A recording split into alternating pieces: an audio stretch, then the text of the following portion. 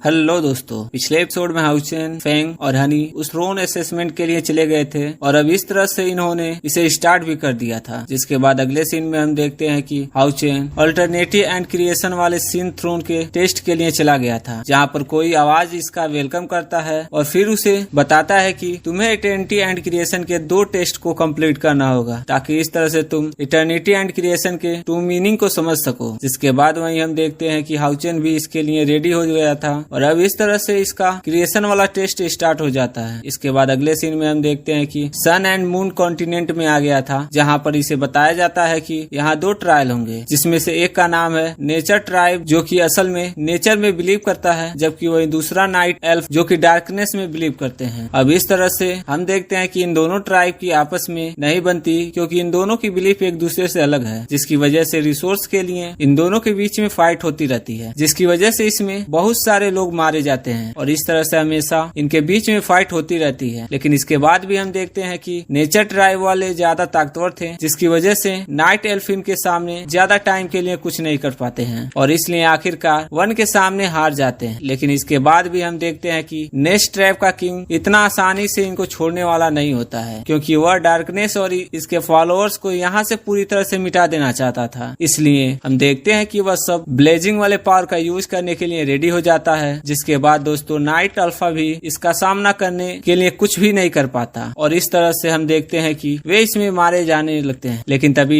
अचानक से night alpha वाले भी इतना आसानी से हार मानने वाले नहीं होते, इसलिए वे भी डिस्ट्रक्शन सीड को समन कर लेते हैं, जिसकी वजह से हम देखते हैं कि कोई भी अब इसे रोकने के लिए कुछ नहीं कर पाता और अब इस तरह से इसकी पावर सारी चीजों को डिस्ट्रॉय करने लगती है और साथ साथ अब यह किसी भी लिविंग इनको नहीं छोड़ती, जिसके बावजूद यह कॉन्टिनेंट पूरी तरह से बर्बाद हो जाता है। अब इतनी बात कहने के बाद वो आवाज हाउचेन से कहता है कि यही तुम्हारा पहला टेस्ट है और इसलिए तुम्हें दोनों ट्राइब की किस्मत को चेंज करना होगा। जिसके बाद वहीं हम देखते हैं कि हाउचेन भी इसके लिए रेडी हो गया था और कहता है कि इसके लिए तो नए फ्यूचर को क्रिएट करना होगा। इसके बाद अगले सीन में हम देखते हैं कि हाउचेन नाइट का लीडर बन गया था, जिसे देख सीसी कहती है कि आप जाग गए। जिसके बाद वहीं हम देखते हैं कि बाकी सभी भी इस बात से काफी खुश हो जाते हैं और फिर इमोशनल होते हुए उससे कहने लगते हैं कि अगर आपने हमें बचाने की कोशिश नहीं किया होता तो फिर हम आप किंगस्टन से इतने बुरे तरीके से इंजर्ड नहीं हुए होते। लेकिन तभी हम देखते हैं कि खुद हाउचेन भी पूरी तरह से हैरान हो गया था और कहने लगता है कि यह तो असल में नाइट एल्फ है और मैं अचानक से डार्कनेस में बिलीव करने वाला नाइट एल्फ किंग कैसे बन गया। इसके बाद हम देखते हैं कि वह अपने एट्रीब्यूट के बारे में भी चेक करता है, जहाँ उसे पता चलता है कि अभी भी उसका एट्रीब्यूट लाइट है। इसके अलावा उसके स्पिरिचुअल पावर में भी कोई चेंज नहीं हुआ है और फिर कहने लगता है कि अपीयरेंस के अलावा मेरे बॉडी में और कोई भी चेंज नहीं हुआ है। जिसके बाद हम देखते हैं कि आखिरकार अब उसे इसके बारे में समझ आ गया था और फिर वो कहने लगता है कि शायद मेरे साथ में ऐसा इसलिए हुआ है ताकि इस तरह से मैं यहाँ के सिचुएशन को पूरी तरह से बदल सकूं, क्योंकि अगर यहाँ पर इसके बारे में कुछ नहीं किया गया तो फिर नाइट एल्फ यहाँ से पूरी तरह से खत्म हो जाएंगे। तभी अचानक से हम देखते हैं कि किंग स्टोन फिर से अपने पावर का यूज करने के लिए रेडी हो गया था। जिसके बाद हम देखते हैं कि नाइट एल्फ इसके सामने कुछ भी नहीं कर पाते हैं और इस तरह से किंग स्टोन यहाँ पर इनको कैद कर लेता है। इसके बाद किंग स्टोन इनके सामने आ गया था, जो इनसे कहने लगता है कि अब तुम मरने के लिए रेडी हो जाओ और अब इस तरह से हम देखते हैं कि यह लोग ब्लेजिंग सन वाले पावर का यूज करने के लिए रेडी हो जाते हैं, जिससे कि नाइट टेल फेसल में सबसे ज्यादा डरते हैं। अब इतनी बात कहने के बाद हम देखते हैं किंगस्टन ने ब्लेजिंग सन वाले पावर को एक्टिवेट कर दिया था और फिर इनसे कहने लगता है कि अब तुम इसके सामने कुछ भी नहीं कर सकते और अब इससे बचकर दिखाओ। अब इस तरह से तुम इसमें जलकर भी राख हो जाओगे। जिसके बाद हम देखते हैं नाइट फिश के सामने कुछ भी नहीं कर पाने की वजह से यह इनकी सबसे बड़ी कमजोरी बन जाती है। जिसके बाद हम देखते हैं कि वे सभी काफी परेशान हो जाते हैं। वहीं उधर हम देखते हैं हाउचेन भी इस बात से हैरान होता है और उसे कुछ समझ नहीं आ रहा था कि वह इसके बारे में क्या करे। लेकिन तभी इसी बीच हम देखते हैं कि सीसी को अपने बारे में कोई चिंता नहीं होती और फिर वह हाउचेन से कहने लगती है कि अभी तो आपकी इंजरी रिकवर भी नहीं हुई और अब इस तरह से हम देखते हैं कि वो यह सब बचाने के लिए इसके सामने खड़ी हो जाती है। जिसके बाद हम देखते हैं हाउचेन अपने पावर का यूज करने के लिए रेडी हो गया था, इसलिए वो इनके केज को बहुत ही आसानी से तोड़ देता है और अब इस तरह से हम देखते हैं ब्लेजिंग सन के लाइट पावर को अपने अंदर एब्जॉर्ब करने लगा था। जिसके बाद हम देखते हैं नेचर ट्राइब वाले इस बात से काफी परेशान हो जाते हैं और फिर कहने लगते हैं कि अचानक से ब्लेजिंग सन को क्या हो गया और अब यह आउट ऑफ कंट्रोल कैसे हो गया। लेकिन वहीं किंगस्टन इसके बारे में समझ गया था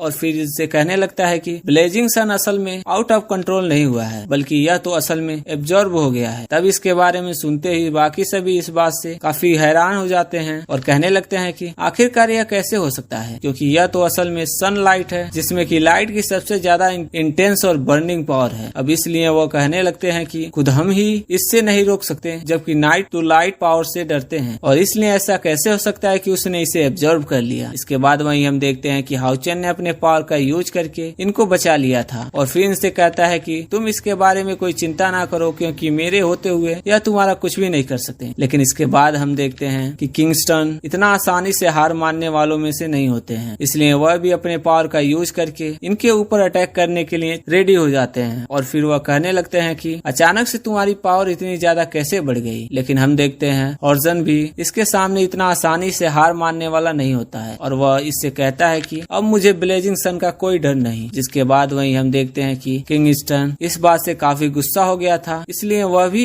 इसे आसानी से छोड़ने वाला नहीं होता है। और फिर हम देखते हैं कि वह अपने माउंटेन कोलैप्स वाले पावर का यूज करके इनके ऊपर अटैक करने के लिए रेडी हो जाता है। जिसके बाद देखते हैं कि हाउचेन इसके अटैक से अपने को बहुत ही आसानी से बचाने लगता है और फिर कहने लगता है कि सबसे पहले मुझे इनके बीच में हो रहे फाइट की वजह से इनके बारे में पता लगाना है कि आखिरकार यह किस वजह से इतने खतरनाक तरीके से फाइट कर रहे हैं। इसके बाद हाउचेन किंगस्टन से इसके बारे में बात करने की कोशिश करता है और फिर उससे कहता है कि तुम तो अपने क्लाइंट के किंग हो, लेकिन फिर भी आखिरकार तुम इतने क्रूवेल क्यों हो रहे हो, क्योंकि तुम तो इन सबको मार देना चाहते हो और यहाँ तक कि ओल्ड और कमजोर औरतों को भी नहीं छोड़ना चाहते। लेकिन इसके बाद हम देखते हैं कि किंगस्टन इसके बारे में कोई चिंता नहीं करता और फिर वह कहता है कि मुझे इस बात से कोई फर्क नहीं पड़ता, क्योंकि आखिरकार हम दोनों तो एक दूसरे से अलग हैं और इसलिए मैं आखिरकार आखिरी सांस तक इस फाइट के लिए रेडी रहूंगा। अब इतनी बात कहने के बाद वो इनसे कहता है कि एक दयालु किंग अपने ट्रायल को ज्यादा ताकतवर नहीं बना सकता। जिस पर हाउचेन उसे कहता है कि अगर तुम एक क्रूल किंग हो तो फिर इस तरह से तुम दुनिया में केवल तबाही ही ला सकते हो। इसके बाद हम देखते हैं कि हाउचेन उस पर अटैक करने के लिए आता है, लेकिन किंगस्टन इसे बहुत ही आसानी से रोक लिया था और फिर अपने लोगों से कहता है कि बाकी नाइट को भी मार दो। जिसके बाद हम देखते हैं कि वह तुरंत इसके लिए रेडी हो जाते हैं, लेकिन इसके बाद भी हॉर्जन अपने लोगों को इतना आसानी से खुश नहीं होने देना चाहता और इसलिए वह उनको बचाने के लिए जाने लगता है। मगर इसके बाद भी हम देखते हैं कि किंगस्टन इसे इतना आसानी से छोड़ने वाला नहीं होता है और इसलिए वह अपना हैमर का यूज करके इनके ऊपर अटैक करने की कोशिश करने लगता है। लेकिन इसके बाद भी हम देखते हैं कि हॉर्स इसके अटैक से अपने आप को बचा लिया था। जिसके बाद किंगस्टन उसे कहने लगता है कि अगर तुम उनको बचाना चाहते हो तो फिर अब इसके लिए तुम्हारे पास कोई रास्ता नहीं है। मगर इसके बाद भी हम देखते हैं कि वह इसमें हाउचेन का कुछ भी नहीं कर पाता, क्योंकि हाउचेन इसका सारा अटैक बिल्कुल आसानी से हैंडल कर लेता है और तभी इसी बीच हम देखते हैं कि वह उसी के हैमर का यूज करके उसके ऊपर ही अटैक कर देता है। इसके बाद हम देखते हैं हाउचेन तुरंत अपने लोगों को बचाने के लिए आ गया था, जहाँ पर हम देखते हैं कि किंगस्टन के लोग इसके सामने कुछ भी नहीं कर पाते और वो इनको बहुत आसानी से हरा देता है। इसके बाद वह अपने लोगों से कहता है कि तुम तुरंत यहाँ से निकल जाओ। जिसके बाद हम देखते हैं कि उनको भी इसके बारे में चिंता होने लगती है और इसलिए वो इससे कहते हैं कि आप भी अपना ख्याल रखना। लेकिन तभी हम देखते हैं कि किंगस्टन इस बात से बहुत ज्यादा गुस्सा हो गया था और कहने लगता है कि तुम में से यहाँ से कोई भी जिंदा बचकर नहीं जा सकता। और अब इस तरह से हम देखते हैं कि वो अपने डिवाइन पावर का यूज करके अटैक करने के लिए रेडी हो जाता है। अब इसलिए हम देखते हैं कि उसके अपने टाइटन सोलर वाले पावर का यूज करके अटैक कर दिया था, लेकिन इसके बाद भी हाउचेन को इसके बारे में चिंता होती नहीं है और वह अपने पावर का यूज करके इसके अटैक को बहुत आसानी से रोक लेता है। तब इस पर किंगस्टन गुस्सा होते हुए कहता है कि अगर तुमने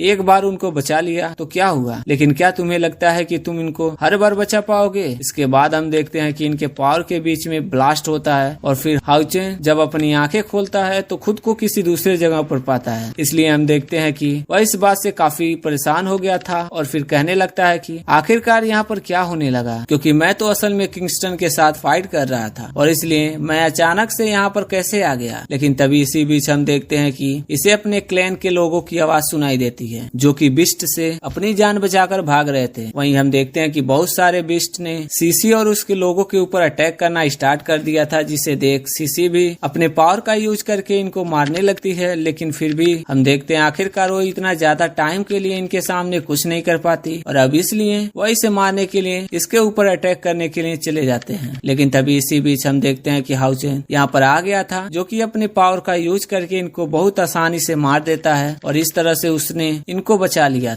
जिसके बाद हम देखते हैं सीसी और उसके साथी इस बात से बहुत खुश हो जाते हैं और कहने लगते हैं कि किंग तुम वापस आ गए। तभी सीसी उसे कहने लगती है कि हम तो 5 सालों से आपका वेट कर रहे थे और आखिरकार आज आप आ ही गए। लेकिन तभी हम देखते हैं कि इसके बारे में सुनकर हाउ चेन इस बात से काफी हैरान हो गया था, क्योंकि उसे कोई भी अंदाजा नहीं होता है कि 5 साल गुजर गए हैं। तभी वह रोते हुए इनसे कहने लगता है कि हमने 5 सालों से आपके बारे में कुछ भी नहीं सुना, जिसकी वजह से हमें ऐसा लग रहा था कि आपको कुछ हो गया। तभी सीसी कहने लगती है कि अब हमें किसी बात की कोई चिंता नहीं है, क्योंकि आखिरकार अब आप आ ही गए हो। लेकिन तभी हाउ चेन पूछता है कि तुम कैसे हो और आखिरकार ये नेचर तुम्हारा पीछा क्यों कर रहे थे, और सबसे जरूरी बात यह है कि हमारे क्लैन के बाकी लोग कहाँ हैं। जिसके बाद सीसी उदास होते हुए कहती है कि अब हमारे क्लैन में कोई और नहीं बचा और इसलिए केवल हम ही लोग बचे हुए हैं। जिसके बाद हम देखते हैं कि हाउ चेन इसके बारे में सुनकर बहुत परेशान हो गया था, क्योंकि उसे कुछ भी नहीं पता होता कि आखिरकार इन 5 सालों में क्या हुआ। तो दोस्तों ये था इस एपिसोड का एक्सप्लेनेशन। अगर आपको एक्सप्लेनेशन अच्छा लगा हो तो वीडियो को लाइक कर देना, चैनल को सब्सक्राइब कर देना। मिलते हैं अगले वीडियो में, तब तक के लिए keep watching, keep supporting. Thank you.